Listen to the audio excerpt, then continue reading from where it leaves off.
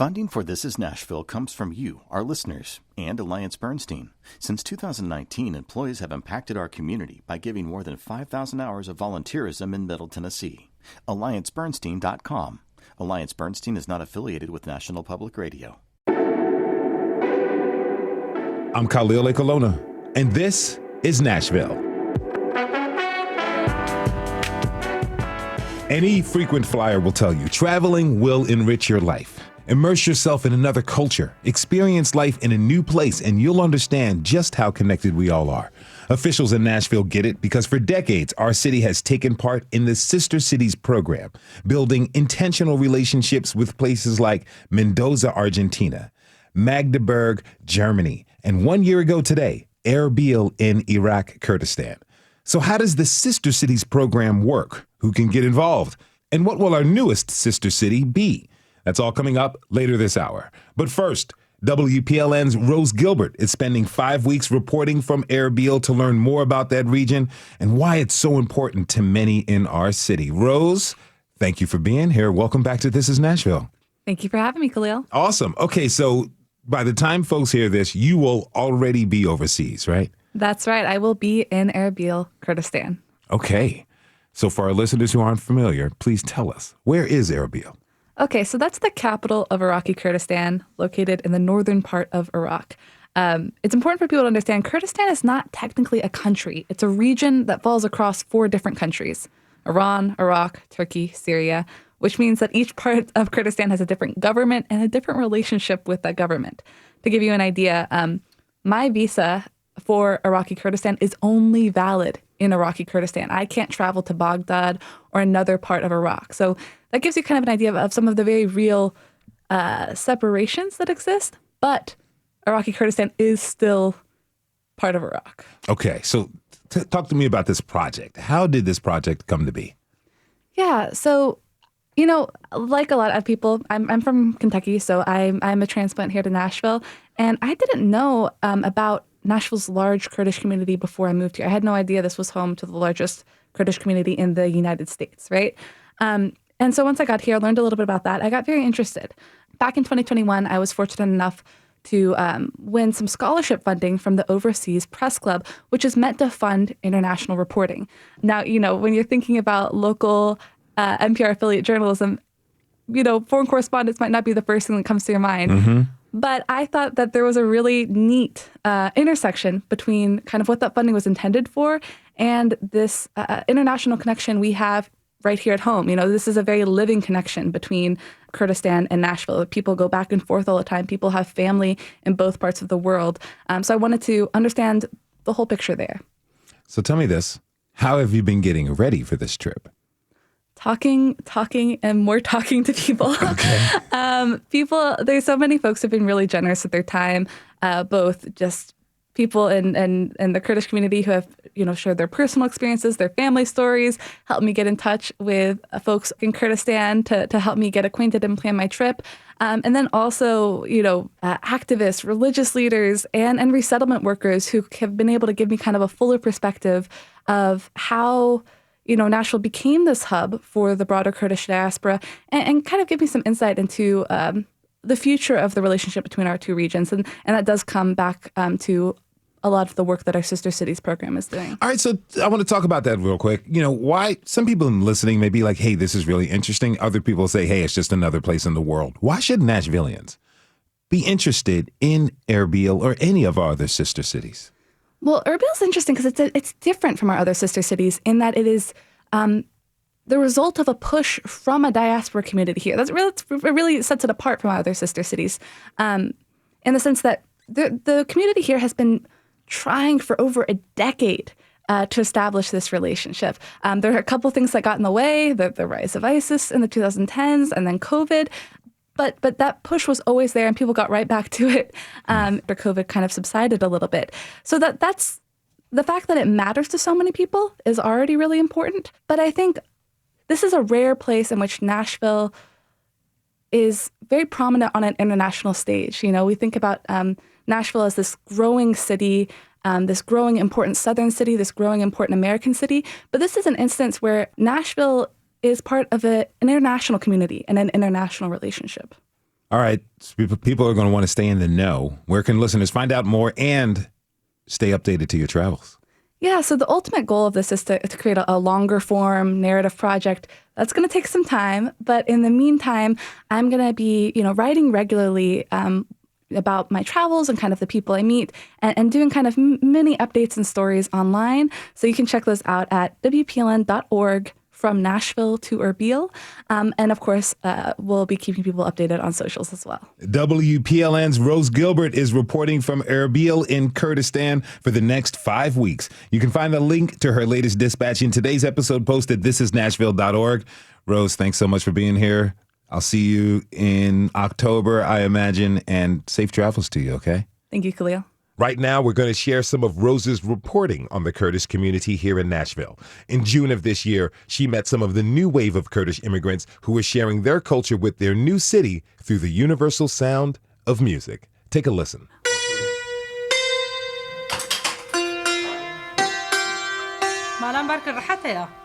Nawzad Simsek plucks at her instrument and tells her students to get ready to practice an old, tragic love song. She's an instructor with the Kurdish Culture and Music Association, a new group dedicated to teaching Kurdish dance, music, and language. Here is Music City. We want to add is a new style.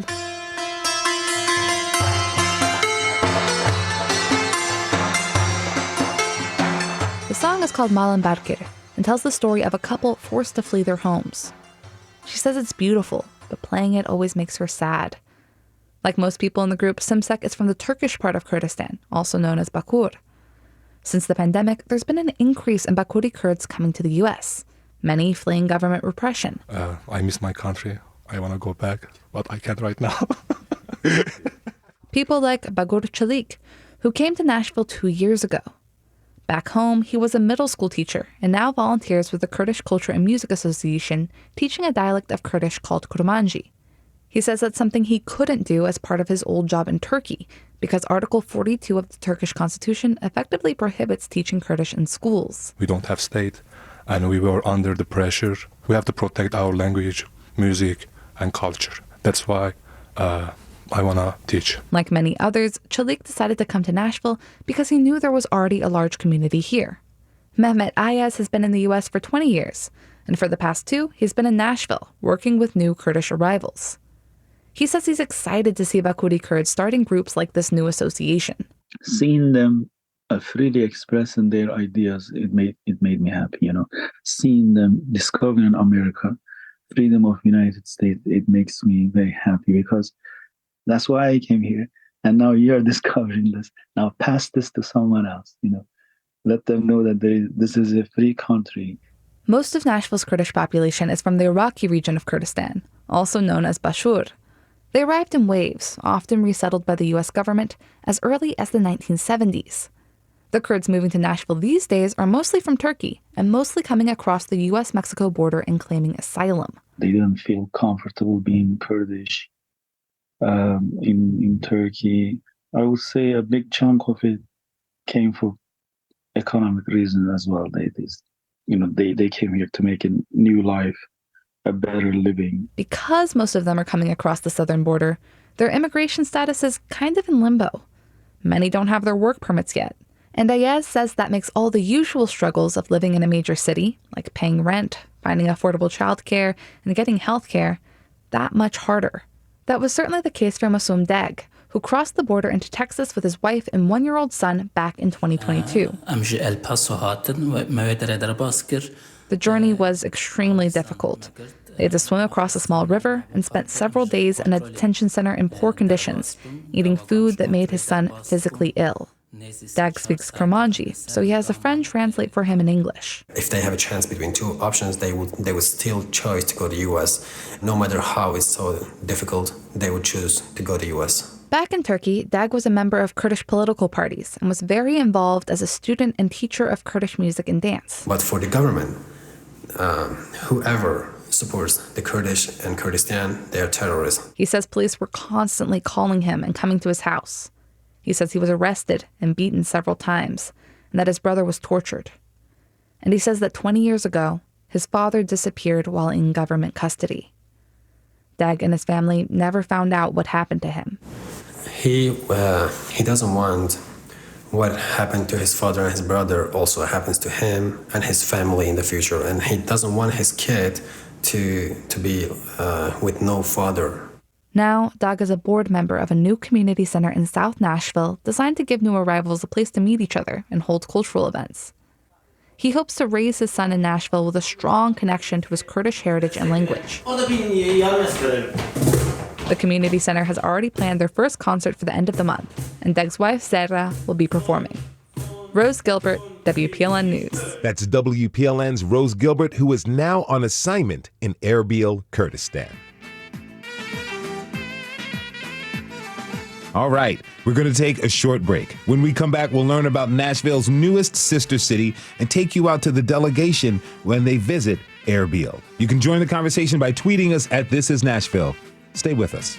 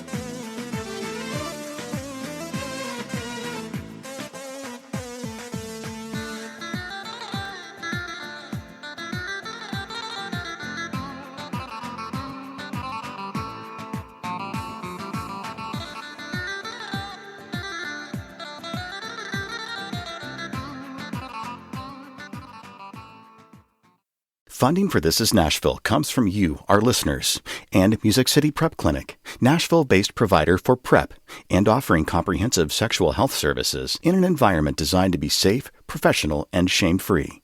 Learn more at musiccityprep.org.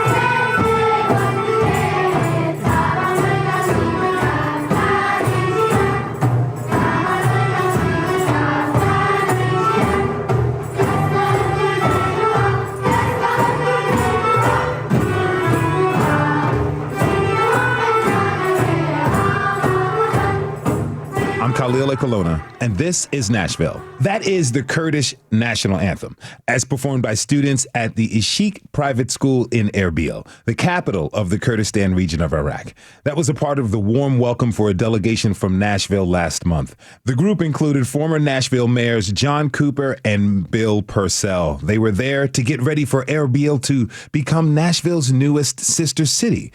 That relationship became official 1 year ago today. We're here to talk about what that means exactly with Sarah Lingo, Executive Director of Sister Cities Nashville, Nawzad Hawrami with the Salahadeen Center, and former Mayor Bill Purcell. Thanks you all for being here. Welcome to This Is Nashville. Thank you for having us today. Thank you for having us. Absolutely. Great to be here. Wonderful pleasure. So let's start talking about the recent trip to Erbil. Sarah, what was that experience like for you? Well, it was amazing. Somewhere I never thought I would get to go.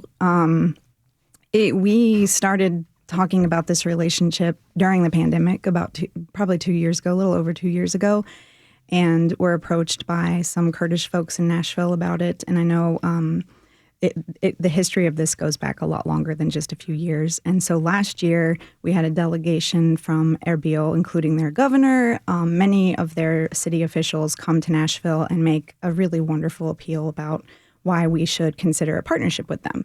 So over the last year, since they've been here, we've talked to the community, we've talked to elected officials in town, and really have a overwhelming response of support for adding another sister city to our docket.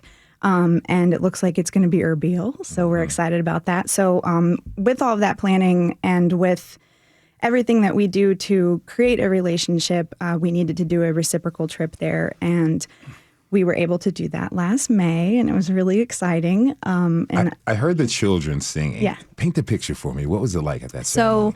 one of my favorite things to do when I go abroad is to visit a school. I used to teach in Thailand in the Peace Corps, so it's something that I care very deeply about, and I think gives you a picture of what the society is really like. Kids are very honest, right? So we go in and, of course, it's a school. It's loud. The kids are changing classes. Some of them are louder than others. The teachers want us to see the best parts of it, and they've prepared this musical performance for us, and it was really just a warm welcome, and I think one of the many warm welcomes we had in Erbil. Tell me, where are we in the process of making this relationship official? We're pretty far along. So our board voted last week. The process obviously starts with dating, like you would. You don't want to get married right out of the gate, right? Yeah. Gotta take your time. Yeah, Fools rush in, they get say. to know each other. So we've been doing that for a few years. And last week, part of the trip was to determine whether or not we thought this would be a viable partnership. And last week, our board voted to proceed. And I think, so right now, what happens next is there's a resolution that has to pass through council. We've drafted that or helped to draft that resolution. And I think that it will be heard on July 6th, but we'll know in the next few days when it'll go on their calendar. Okay. Now, Mayor Purcell, you've been involved in the Sister Cities program for quite some time now. Tell us, what makes Erbil an ideal sister city for Nashville? Well, I think there are many things, obviously, and most importantly, so many Kurds, people of Kurdistan, have chosen to make Nashville their home, beginning literally in the late 1970s and right through to today. We've had a great interest by people who could not be in, particularly Iraq during the time of Saddam Hussein, to come to Nashville. 25,000 people now live in our region and have brought with them their culture, their understanding, and frankly, their joy in Nashville. But also, the regions themselves share other similarities, I think, that would not have been self-evident to us all. These are roughly the same size. The metropolitan area of Erbil is about 1.7 million. Nashville is about 2 million. The area of Kurdistan, about 7 million people, roughly the same population as Tennessee. They have a great history of being welcoming as a people, of being diverse in their outlook, and their welcoming nature, I think, is one of the reasons they have found Nashville so special a place for them, but also one of the things that we share in our very roots. Now, I understand that you had plans to go to Erbil when you were serving as mayor, but you weren't able to make it. So how does it feel to finally visit? It is a dream come true, actually. I had first, as a city, led the effort to host Iraqi voting back in 2003. That was the first time I think we saw as a city how many people were here and how much they loved being here in Nashville. Literally thousands of people came to our fairgrounds. They put their finger in the ink, they voted, and they cried because they'd never been able to vote before until they had the safety and security of Nashville. In 2004, we did it again. In 2007, they sent their representatives to us. They had reopened civil air transport. It was tourists could go. I wanted to go. I said I would go. And then it was the end of my second term, and I ran out of time. So this was a promise I had made, and it was a promise I got to keep somewhat later than I had anticipated, but thankfully, it was a wonderful trip, as Sarah indicated. Now, Nawzad, you're from Kurdistan. What does it mean to you that the newest sister city is in Kurdistan? It means a great thing that first I would like to thank for all the delegations from Nashville. They went to Kurdistan. You give them the hard times transport from to overseas, and they see the Kurdistan by themselves. For a long while we talked to them, our friends in Nashville, about the Kurdistan, but finally it It was a great moment that they see by themselves how the Kurdistan they are is welcome people they have, and also how the Kurdistan is safe and secure for the non-Kurdish people, or especially foreigner people. Yeah, for me it was a great moment, to see the delegation from the United States and building this relation, improving the relations between the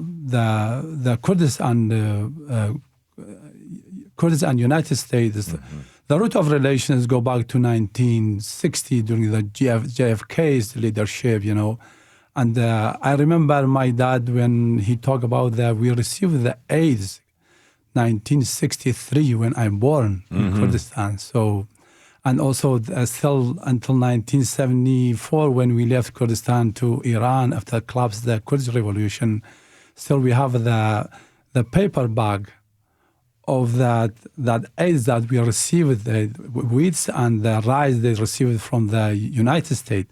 That was including some paper bags that they show us to how we are. We have a friend, so we don't worry about these brutal countries that they're ruling the Kurds, they're ruling the Iraq, and they're fighting us. So building relation with the nations is improving that relation. And also to transfer the smile face of a U.S. smile face to Kurdistan, to the Middle Eastern, to know how the American people, they are nice and how they are friendly, how they're friendship. Tell me about one of the highlights for you to go back on this most recent trip. For most highlights, is give the great message to them, to Kurdistan, and also to myself, how a great country we have, United States. I come as an immigrant before 23 years, and I'll go back with the delegation to the Kurdistan to building the relation between the two nations. It was for me the great things, and thanks for the Nashvilleian people, thanks for Nashvilleian metro government and Nashvilleian sister cities for their great programs, and this approved that. Practically approved by how the welcome city they are, how the diverse city we have. Now, Sarah, you were breaking down some of the process of how a city becomes a sister city to Nashville. You mentioned that it's going to go up in front of the city council. Mm-hmm. Do you have an idea of where the city council is going to land when they do vote on this?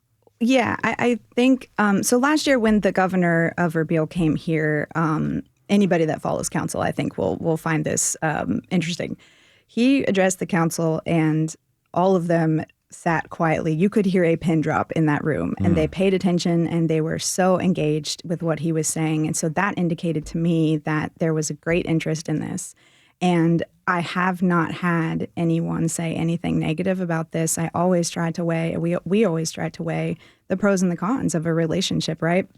So I guess I would say that they will all be a part of this vote, and my hope is that they all sign on to the resolution, obviously.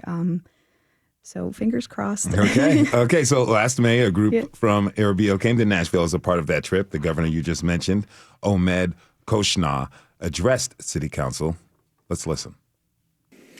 دوو هۆکاری زۆر سەرەکی هەیە ئێمە ئەمریکا و ناشڤیل حکوومەت و گەلەکەیمان خۆش دەبێتن لەبەرەوەی یەکێکیان سەربازە ئازاکانی ئێوە وڵاتی ئێمەیان لەدەست دیکتاتۆرێکی زۆر زاڵم ڕزگار کرد. There are two main reasons that we love the country of the United States and the city of Nashville. One of them to be your great soldiers, your brave soldiers, saved us, saved our nation from a brutal dictator.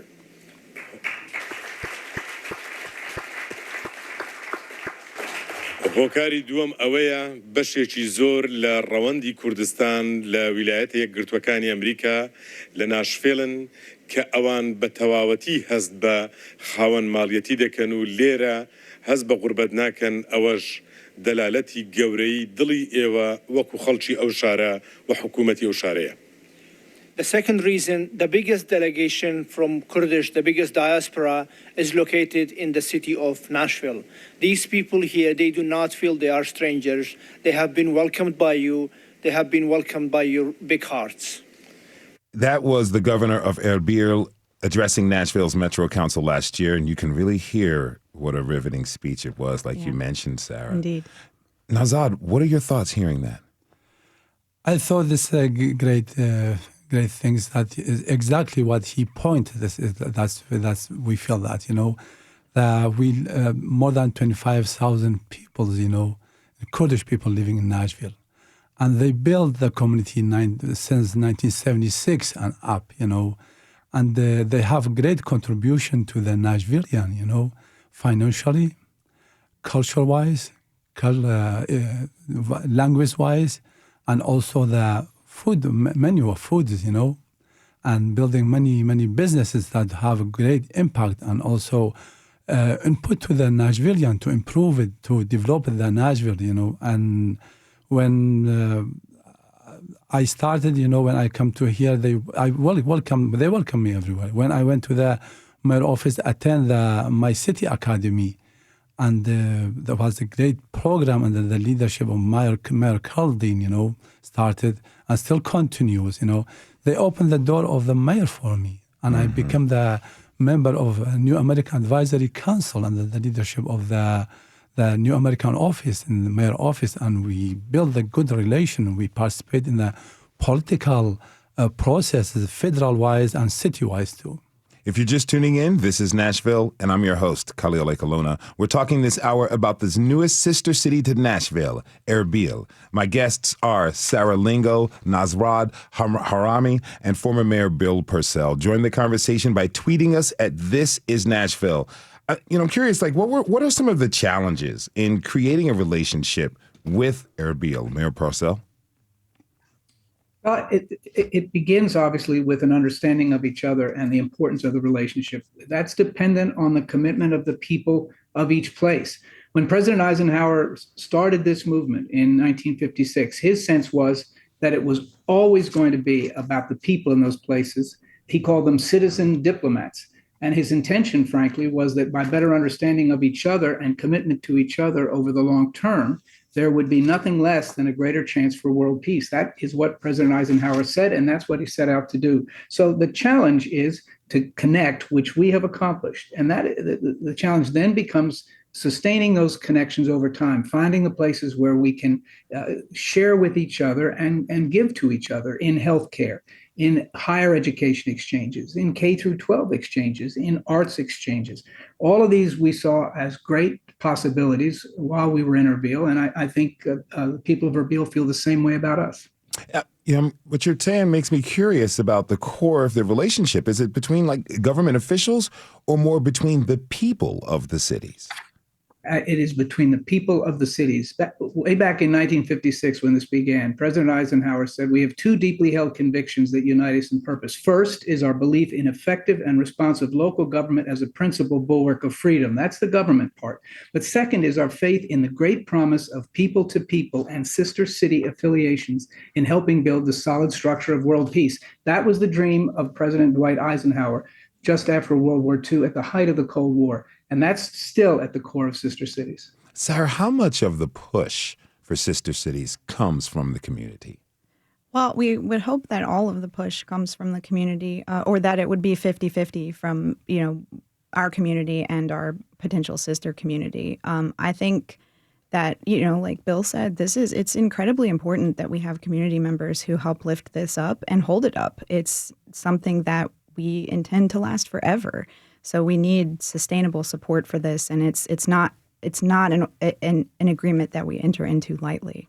Now, Nawzad, what do you want the people of Nashville to gain from having Erbil as our newest sister city? Yeah, I think they will have new friends in the overseas, especially in the Middle East, especially in the places maybe they think different about the American peoples, and they will see, they have a great friend, and they improve this friendship. I hope it will be the point that develops to other cities in the Middle East.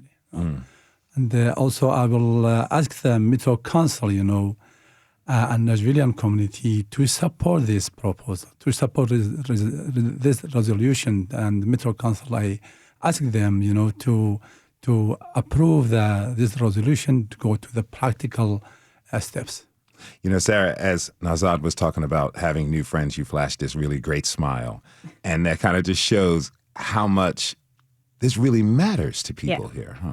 Well, going back to the school, I think this experience was really telling about what we want to happen. And so it was me and 3 of the other delegation members, all of us women, and the kids wanted us to sign autographs. I'm not really sure why, but that's what we were doing, and we thought it was funny. And then one little boy comes over and he was like, I don't know what you guys are doing. Americans are just regular people. And it was so funny. So we all had a good laugh about it. But I think that's, we're all just regular people, and we all just want friendship and to be, acknowledged for the things that we're doing. And so it's just really exciting to think about having friends on that side of the world. Now, Mayor Purcell, you've been a part of the Sister City activities in Magdeburg, Germany, Belfast, Ireland, and Cannes, France, just to name a few. What do you want Nashvillians to know about the opportunities that having sister cities provides?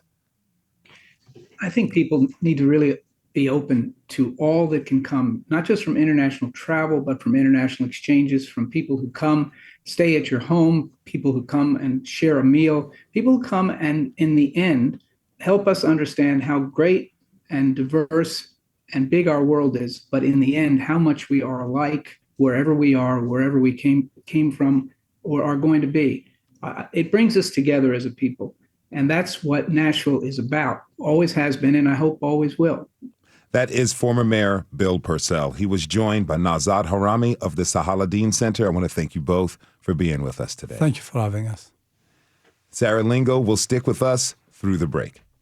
When we come back, we'll learn about some of our other sister cities and why we have them. Join the conversation by tweeting us at This Is Nashville. We'll be right back.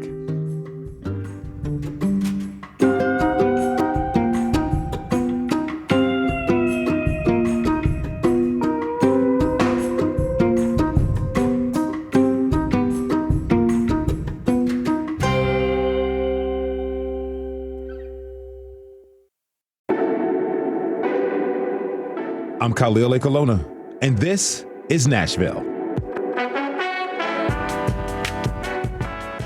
Today is the 1-year anniversary of the day that Erbil in the Kurdistan region of Iraq became Nashville's 10th sister city, joining places like Belfast, Northern Ireland, Cannes, France, Chengdu, China, Edmonton, Canada, Kamakura, Japan, and Magdeburg, Germany, Mendoza, Argentina, Tamworth, Australia, and Taiyuan, China. Those are a lot of places across the globe that have formed a connection to our city, Music City. Now let's take the time to learn more about the history of this program that's been going on for decades. I'd like to introduce my next guests. Valentina Boulin is the administrator at Colegio ICEI in Mendoza, Argentina, and William Watson is a college student from Bellevue who traveled to Mendoza last summer. Valentina, William, thanks for being here and welcome to This Is Nashville. Really appreciate it. It's hard to hear you, Valentina. I think we're going to fix on that right now. Can you hear me, Valentina? Yes. Awesome. I can hear you too. Hey, it's 2023. We all know the Zoom problems. Okay, so you've been with the Sister Cities program for some time now. Tell us, how did you get involved? Well, I work at a school in Mendoza, and my school is in charge of hosting the students who travel with Sister Cities. And I got in charge. I got involved in the program because when the delegation of adults came to Mendoza, one of the persons traveling got in touch with the person from my school, and that's how we got connected. And we started receiving students at the beginning because for different reasons we couldn't travel. But then in 2017, we traveled for the first time, and we have been there 5 times already. Mm-hmm. Now take me back to when the first students from Nashville came to visit you in Mendoza. Tell us about that. Well, that was for my students. It was a very exciting experience. They all wanted to host them, and they all wanted to have them at home, and it was something really new for them, and that's why they all were so interested in talking to them and learning about them and their culture. It was quite exciting. Now, William, you've traveled to Mendoza last year. What was that experience like for you? So for me, I was actually originally going to go to Caen, France, because French is my, like, I don't know how I would say it, but primary second language. But I also speak a little bit of Spanish. So I decided that it might be a good idea to do some immersion with that. So I signed up for the Mendoza program, and I got there, and I very quickly realized that my Spanish was not at the level I thought it was. But that was a good thing because, you know, I was being exposed to this new environment, and I was in a homestay where we spoke Spanish, and like it really, really improved my speaking abilities, my listening comprehension, really everything, to the point where now I'm able to work with like, I do a job with refugees, and a lot of them speak Spanish. So that's really helpful for my work. But also, aside from the language piece, there's just the piece of seeing that the world is so much more than, you know, the Bellevue suburbs and so much more than Nashville. How did you learn about the Sister Cities program? So, yeah, I originally learned about it in high school because I believe that they had come and done like an expose at the high school, just explaining what they're about and some of their different programs. And then in, I believe, 2019, there was some kind of 14th of July French independence or French Bastille Day celebration in downtown Nashville. And they had a booth there. And so I was able to talk to some of the directors and learn what it was all about. You know, Valentina, you've been to Nashville 5 times now, as you mentioned, as a part of the program. What was it like the first time you arrived here? It was it was amazing for me and for my students because we are used to. I mean, my students, when they travel to the U.S., generally they go to Miami or Orlando, and that's all. Mm-hmm. And visiting Nashville, like a very different place, and with country music, that is something that is totally different from what we hear, what we listen to here, and they were surprised by everything they saw, and me too, because I've also been to Miami, and visiting Nashville was quite an experience for all of us. It sounds like you enjoyed your visit. Did you try hot chicken while you were here? I did, but I'm sorry, I didn't like it. Hey, it's not for everyone. It's not for everyone. I will say that. Now, do me this favor. Describe Mendoza for us. Like, how would you compare Mendoza to Nashville? Well, Mendoza is we are very near the Andes Mountains. So we are in the very, very south of South America. And to the west, we are in the limit with Chile, and we are separated by the mountains. So an hour away from Mendoza, you have very high mountains. And then our city is a small city, but well, we produce wine here. That's our main activity. So there are a lot of wineries, and that's like when tourists come to Mendoza, that's what they like the most, to visit wineries. And that sounds really awesome. Kind of hard for high school students, but it sounds absolutely wonderful. Now, William, I'm curious, tell me, what sort of responsibility did you feel representing Nashville as a part of Sister Cities? So I definitely felt a responsibility to kind of portray Nashville in a good light and portray like kind of what we're all about. But I definitely felt some additional responsibility because I was the oldest on the trip, and I was the only one by the time like the trip was happening that had finished high school, because it was in my senior year of high school that I went. But in terms of portraying Nashville, I think really the big challenge was recognizing that we do have a lot of cultural barriers, and recognizing that there are a lot of things that are different about us, but also trying to integrate the things that are similar and trying to show them that, yes, we may be different in these ways, but these are some of the things that unite us too. You know, you mentioned that you were the oldest of this group of high school students. As a recent graduate yourself, you felt a responsibility for them. I'm curious about the conversations that you all had and some of the differences you all noticed. What did you guys talk about? Well, it's a much more communal culture, I would say, in Mendoza, whereas in Nashville and I would say in the United States in general, we're a lot more individualistic.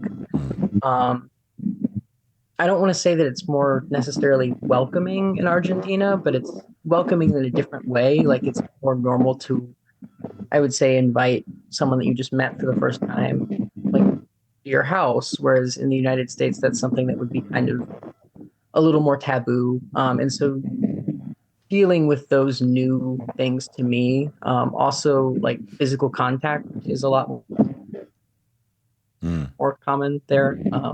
Like you give besos when you meet somebody, which is a kiss on. And so that was a big culture shock for me, and dealing with that and coming from a culture and like a household where that's not as common. It was big for me. Mm-hmm. If you're just tuning in, this is Nashville, and I'm your host, Khalil.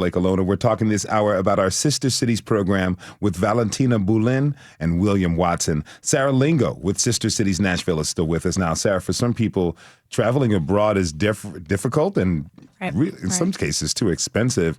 And students who may be interested in the program, their families may not be able to afford all of the costs. How does Sister Cities, how does the program really help in that regard?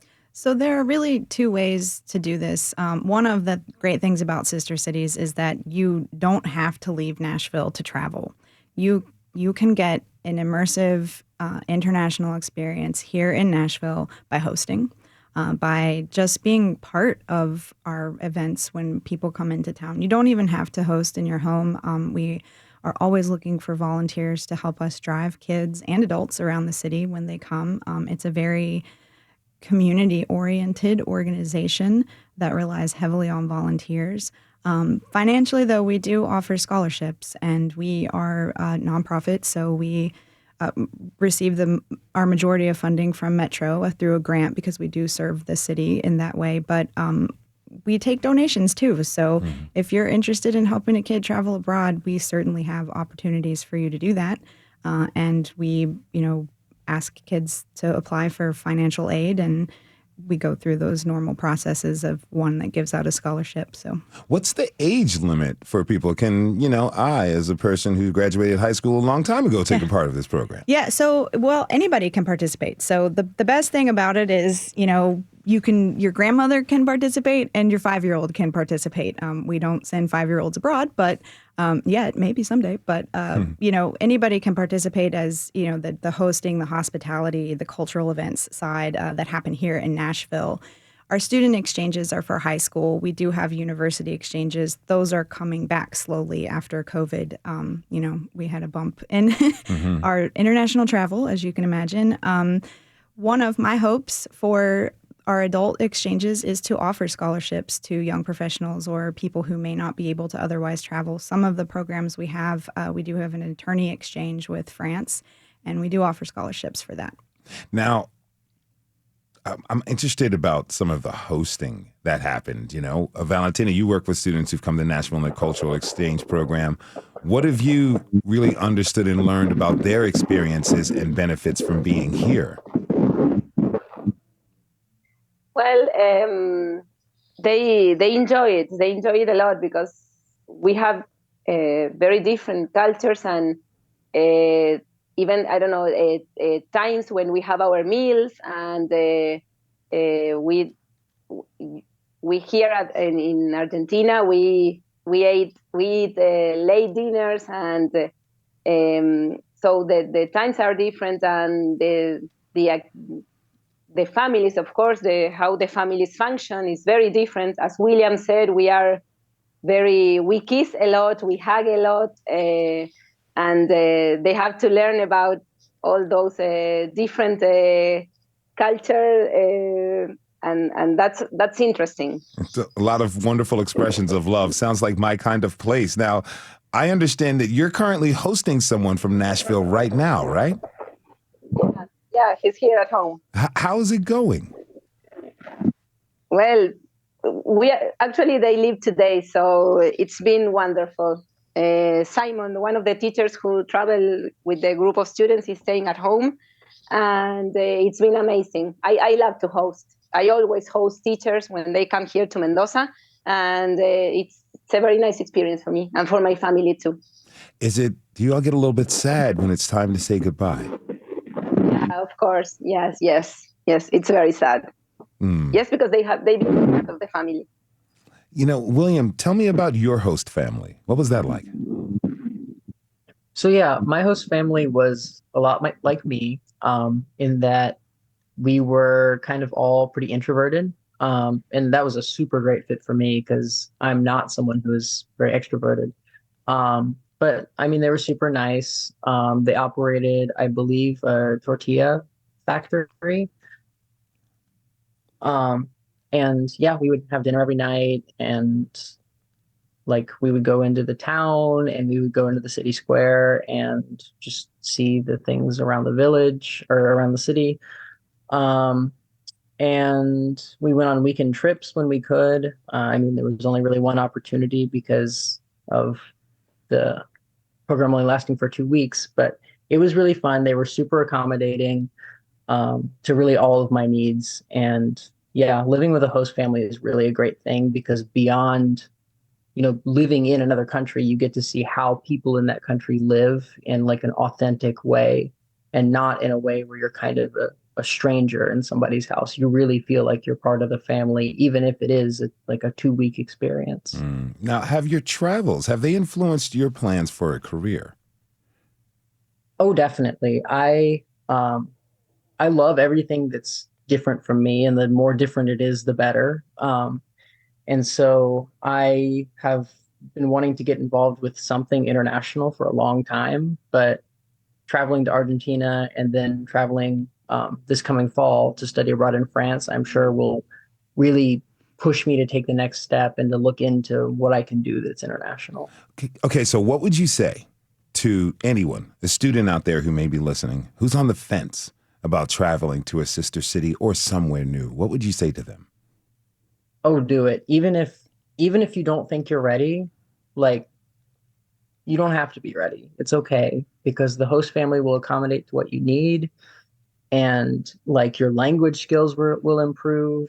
And I mean, if that's the piece you're looking into for like a sister city experience, then the best thing that you can do is just kind of jump into it and really get into an environment where you're speaking the language, but also just learning about new cultures. I think it's a similar aspect where it's not something that you can really prepare for. You just got to do it. Yep. You got to take the chance when it's there. Now, Valentina, tell me, have you been able to form long-lasting friendships from Sister Cities program? Yes, definitely. Yes. In my case, I'm always hosted by the same family, and so they are my family now. Every time I travel there, I feel like I'm at home. And for my students, they